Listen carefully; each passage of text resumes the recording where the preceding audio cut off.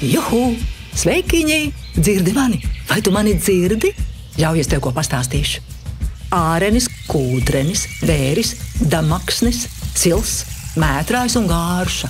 Tie tikai daži meža vārdi. Bet nes kādos vārdos mežu sauks pēc 100 gadiem. Kāds tas būs? Es te varbūt vēl būšu, varbūt arī ne. Bet manas sporas gan būs izsējušās. Nu, ja vien klimata pārmaiņas nepamaisīsies ceļā.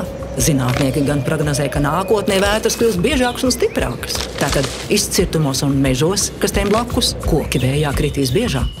Silto un karsto dienu bez nokrišņiem būs vairāk, kā rezultātā mežā mainīsies koku sugas. Mazāk būs priežu un egļu, bet vairāk kļāvu, liepu, skābāržu, ošu un ozolu.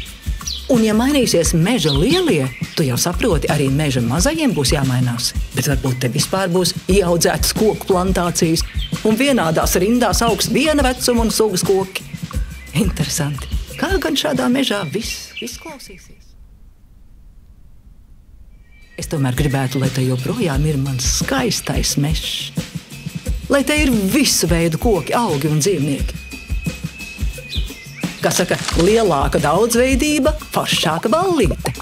Un tieši mežs savā daudzveidībā klimata pārmaiņās mums var palīdzēt, jo tas uzlabā oglekli, spēj regulēt plūdus, mitrumu un temperatūru. Vēl precīzāk, mežs mūs var glābt. Nu tā, esmu tev pastāstījusi par mežu un savējiem. Tu arī, starp citu, esi savējais.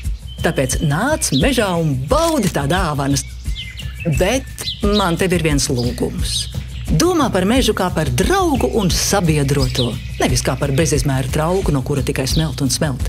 Dzīvo tā, lai arī taviem bērniem un maz bērniem būtu mežs. Šāds, varens, patstāvīgs, gudrs un dāsns. Un neaizmirsti mežā pasveicināt arī mani, Piepi. Tiekamies!